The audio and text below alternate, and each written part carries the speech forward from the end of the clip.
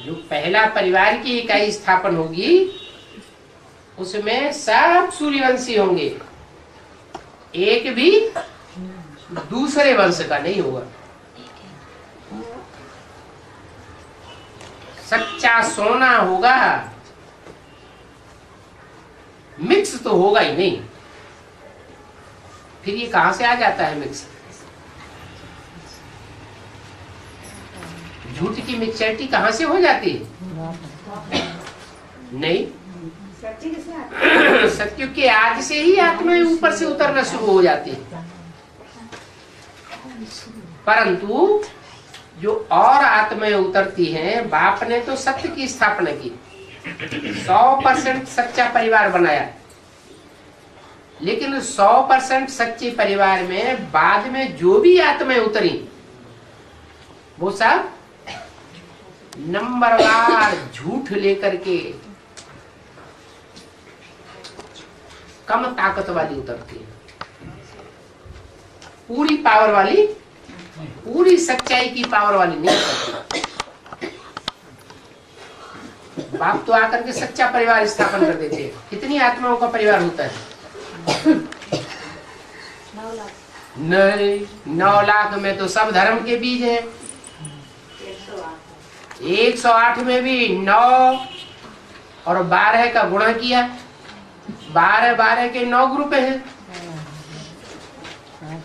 क्या 9 धर्मों में 12 राशियों के टोटल 12 नेम 108 आत्माएं हैं। वो एक जैसी तो हो ही नहीं सकती।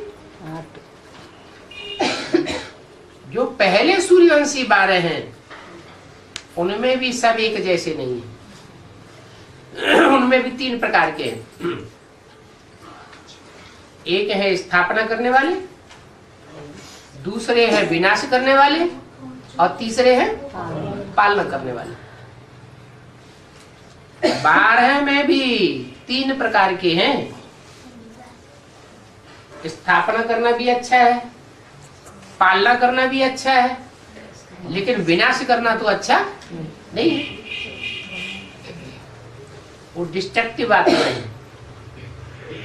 डिस्ट्रक्शन कैसे होता है? इम्प्योरिटी से होता है डिस्ट्रक्शन, और प्योरिटी से होता है कंस्ट्रक्शन और पालना। तो जो 8 हैं, 4 है पालना करने वाली विशेष आत्माएं और 4 है स्थापना करने वाली विशेष आत्माएं। ये 8 तो पक्के सूर्यवंशी ऐसे हैं जो आज से लेकर के कलयुग के अंत तक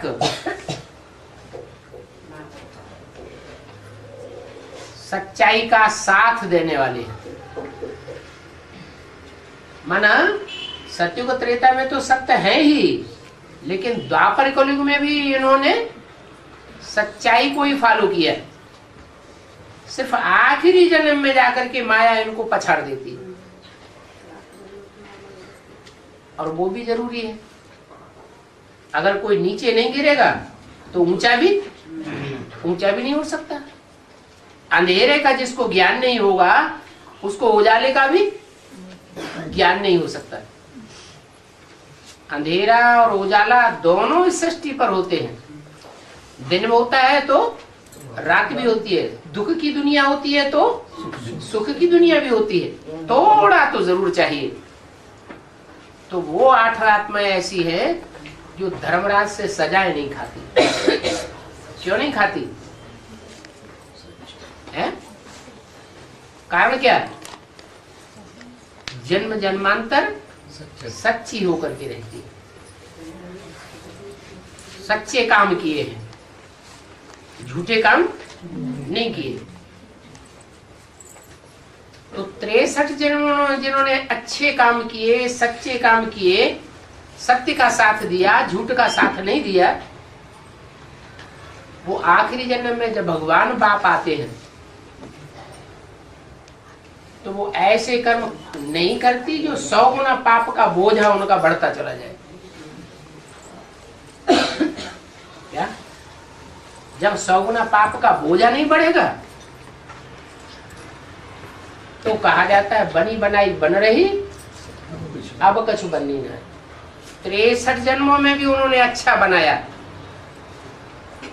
तो आखिरी जन्म में जब भगवान आता है तो भी उनको सत बुद्धि मिलेगी या दुर्बुद्धि मिलेगी। अच्छे कर्म किए हैं तो बुद्धि भी अच्छी मिलती है।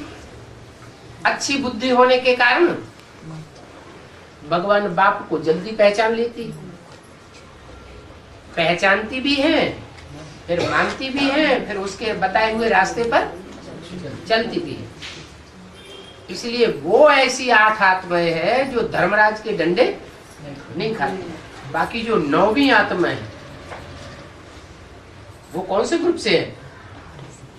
स्थापनाकारी, पालनाकारी या विनाशकारी है?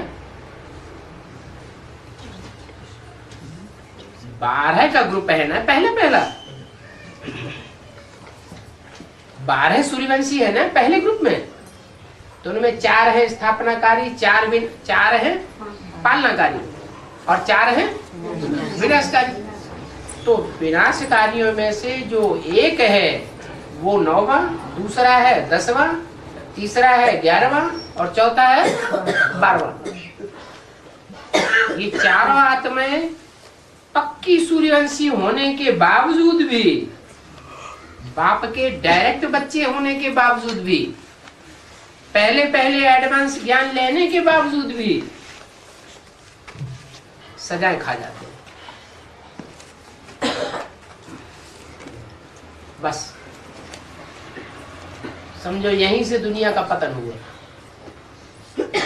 सत्युग के आदि में जो 8 आत्माएं हैं वो श्रेष्ठ है, 100% श्रेष्ठ परिवार की रचना करने वाली।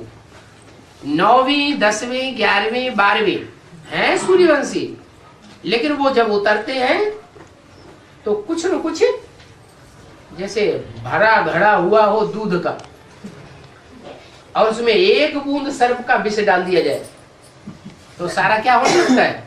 धीरे धीरे फैलते फैलते सारा घड़ा विष बन जाता है। तो पहले ग्रुप में ही ये 4 ऐसे डिस्ट्रक्टिव हैं जिनका असर सत्युग त्रेता में दिखाई नहीं पड़ता है, परंतु असर होना शुरू हो जाता है। क्या असर होना शुरू हो जाता है? वो धीरे धीरे संग का रंग फैलता रहता है, और जो उसके बाद जो आत्माएं उतरेंगी वो ज्यादा सजा खाने वाली उतरती है या कम सजा खाने वाली उतरती है? और ही जास्ती सजा खाने वाली आत्माएं उतरती रहती। ऐसी आत्माएं उतरती है जिन्होंने जन्म जन्मांतर और ही ज्यादा बुरे कर्म किए हैं। बुरे कर्म करने से बुद्धि अच्छी बनती है या दुर्बुद्धि बनती है?